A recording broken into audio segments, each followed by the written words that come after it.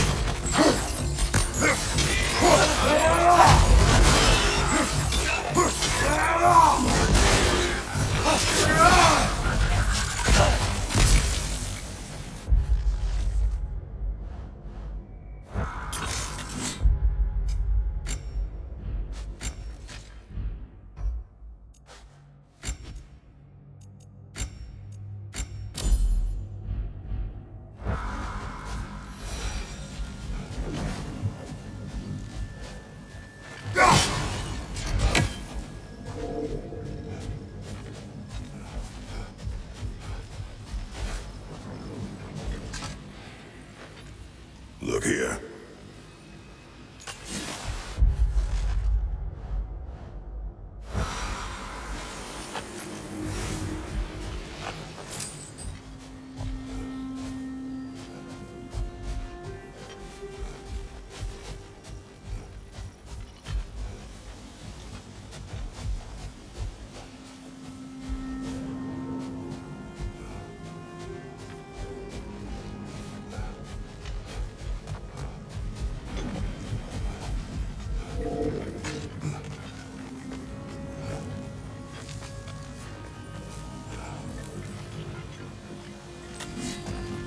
So you just refuse to pick a favorite poem? That's uncharacteristically indecisive of you. I have favorite poem already. One from my homeland.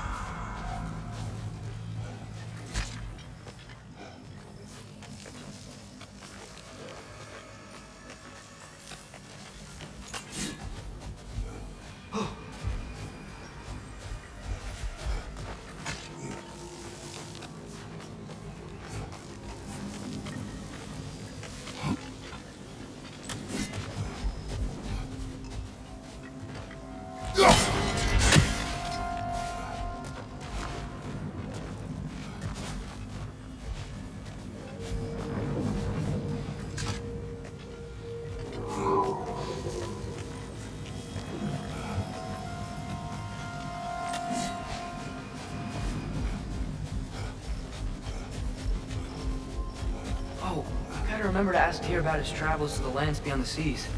You wish to travel the world? I don't know. Maybe. See new places.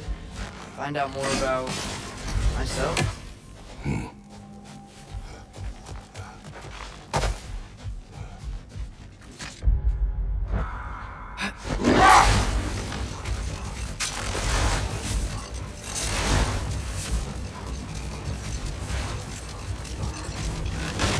There's something I'm not sure I quite understand. In the Ragnarok prophecy Odin knows, all the realms get destroyed, including Asgard. In the version Grover kept secret, Asgard still falls. Wouldn't Odin have tried to prevent it either way? What difference did her life really make? Hold. We will finish later.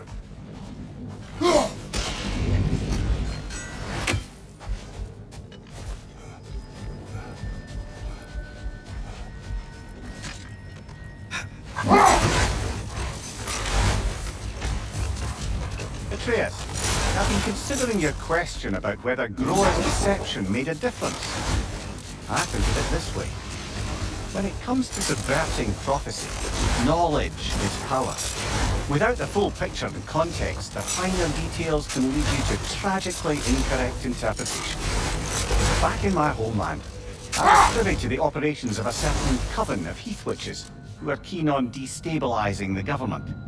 They picked an influential Thane, an otherwise loyal man, and fed him a story of his own ascension to king. They dressed it up in enough details they knew would come to pass, so when they did, the Thane took it as confirmation. Next thing you know, he's helping matters along. He murders his king, sleeping under his own roof. Murders many he once called friends, too, thinking them fated to oppose him. Then, for a finishing touch, the witches revisit this usurper. With just a few details structured ever so misleadingly, he convinced the fool he was invulnerable to all threats. Physical or magical? Aye, but 'twas not so for him. All turned into a rather magnificent bloodbath as they go. The Thane ends up without his head and a name so cursed none dare speak it. All thanks to a subtly deceptive prophecy. You've really got to write these stories down one day, Mimir. Well, I try. Jaw tends to get sore, but thank you, lad.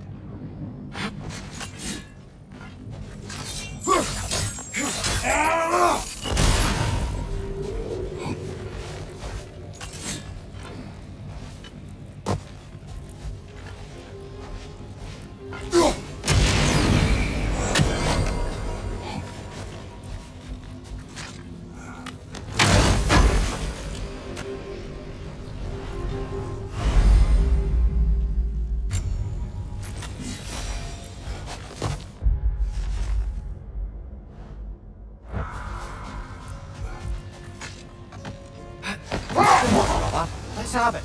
You mentioned you had a favorite poem for your homeland. What was it about? A cunning general. The war over forbidden love. I believe I've heard of this one. Did it involve a force that was not as it appeared? Yes, but that is not what happened. Oh, it's based on truth then. And you were there. Yes. I prefer the poem.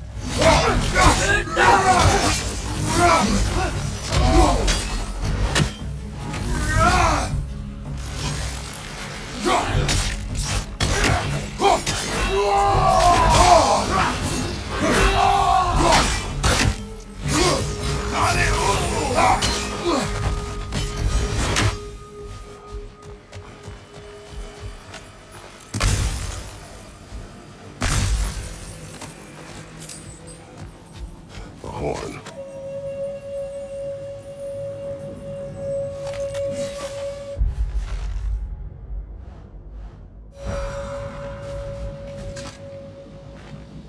These rooms.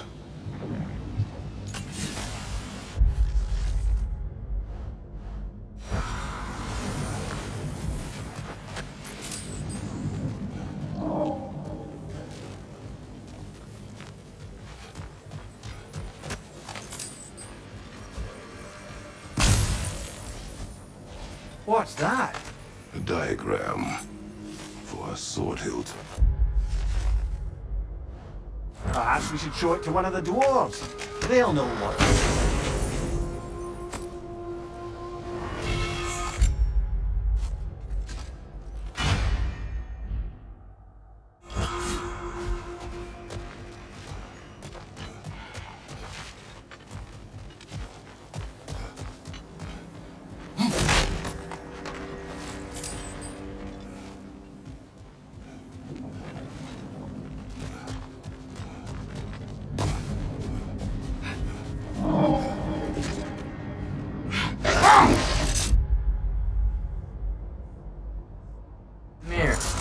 I know this sounds weird, but can you tell me again what happens when someone dies? Every living thing has a soul, and every soul has 4 parts. Form, mind, direction, and lust. Direction steers the souls of giants, dwarves, elves, and animals toward the Lake of Souls in Alfheim, where all the parts may be absorbed into Alfheim's great light. So that's where Fenrir is? The Lake of Souls? So long as his soul still has its direction, aye, it's well on its way. Looks like a lot of the sand is cleared up, but there's another storm out that way. You think that means... Another half-goofer. The chisel will not open this. Did the lighthouse put this lock here? How would they care what happens in the Barrens? A fair question. But until we find the right key, that poor half-goofer will have to continue its slow act.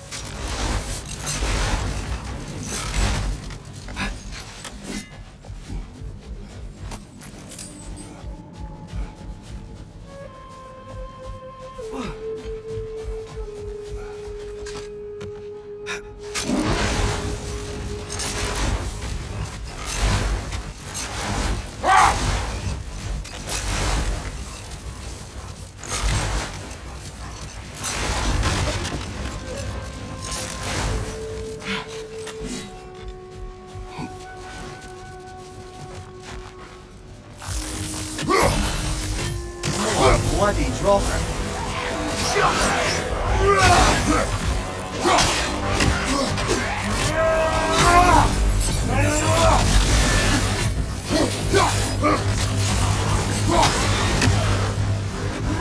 It's bad!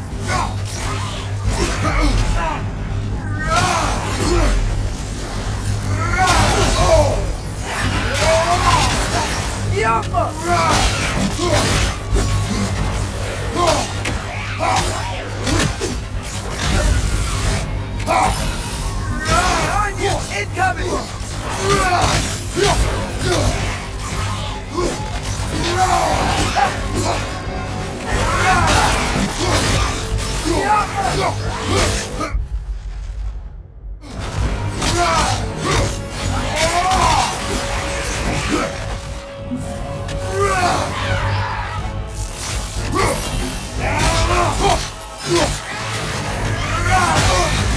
Don't fire, Kratos! It will pass!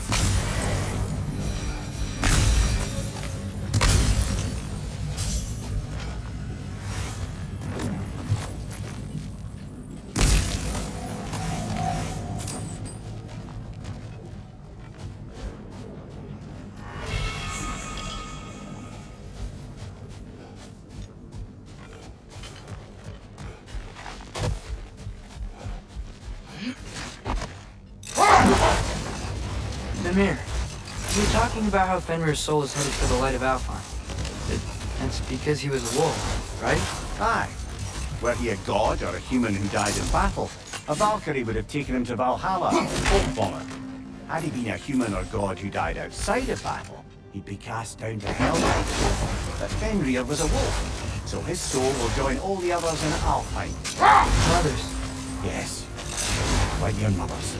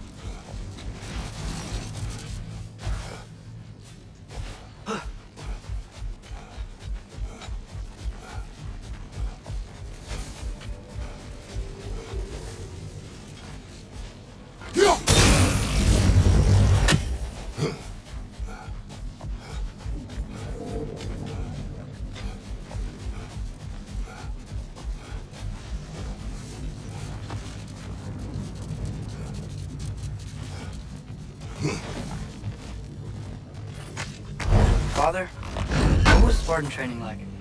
Unforgiving. Is that why you didn't train me like one? Did you not think I could handle it?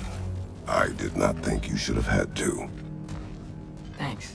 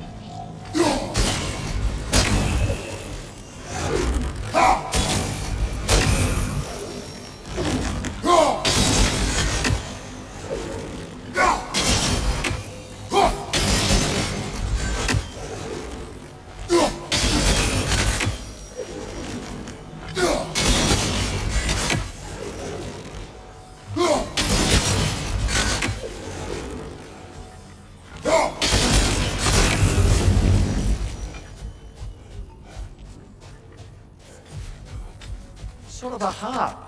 I can play beautifully, you know. And would prefer it remain that way.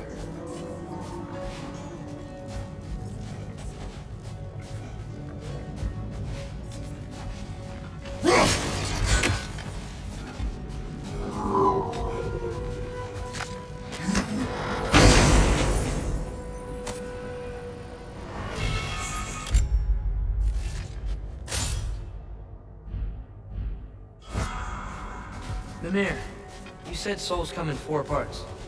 Does that mean you can lose some of your soul, but not all of it? Aye. Form, mind, direction, and luck. Lose any one of them and the entire being suffers. Still, sometimes luck alone is enough. Just ask your father. My success does not come from luck. Ah, the refrain of the eternally lucky.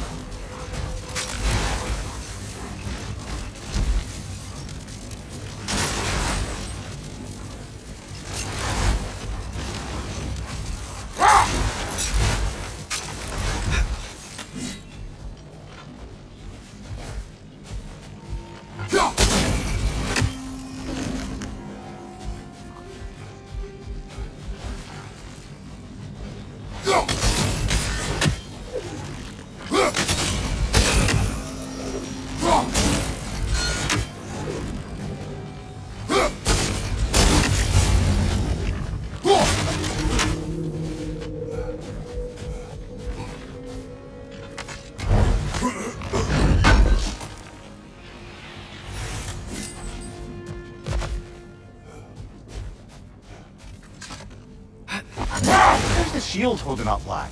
It's good. I always knew Sindri was a great blacksmith, but this magical shield, it just feels natural.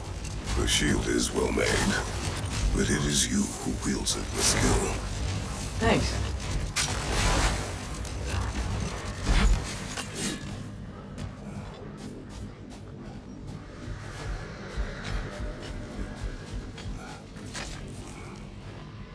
Here.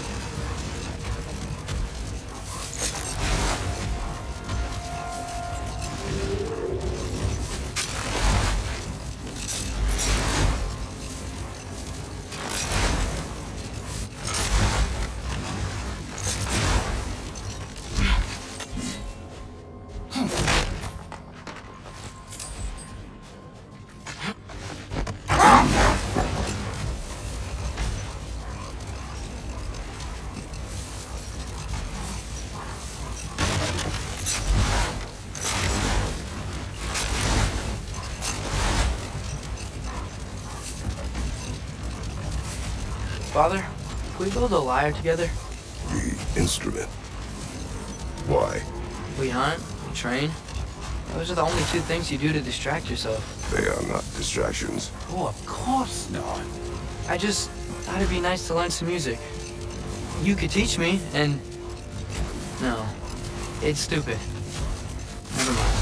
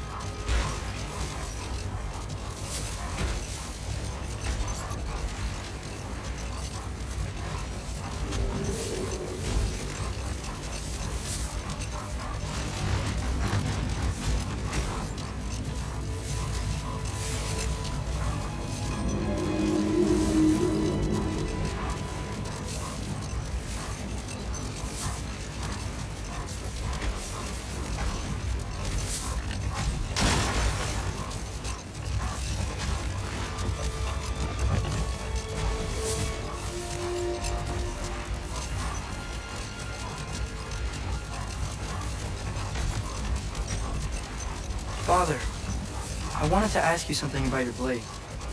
The ones from your homeland. What of them? Why don't you just throw them away? I see the way you look at them sometimes. Like you're... I don't know. Like you hate them. Even hateful things have their uses. Besides, I tried. They came back.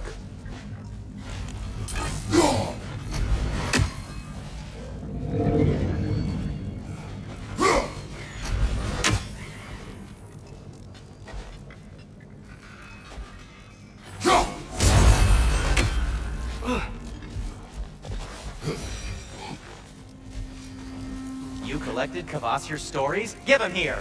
Huge fan! At your service.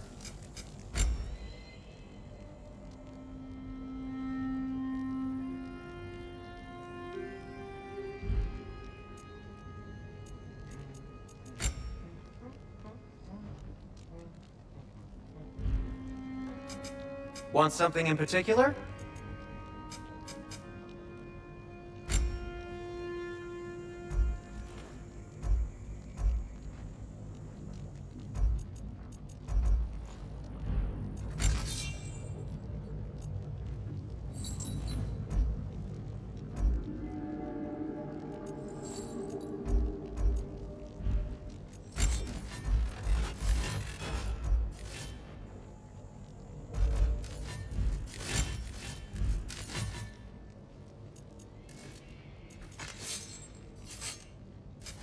Whatever you need, I'll create.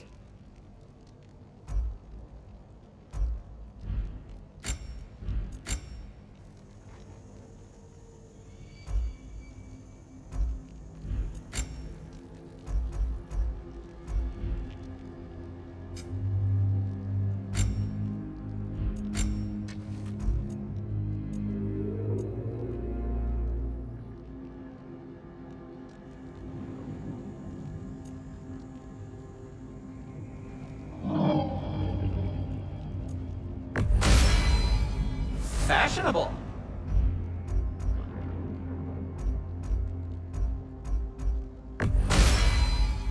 Tasteful. What do you need? What can I make for you?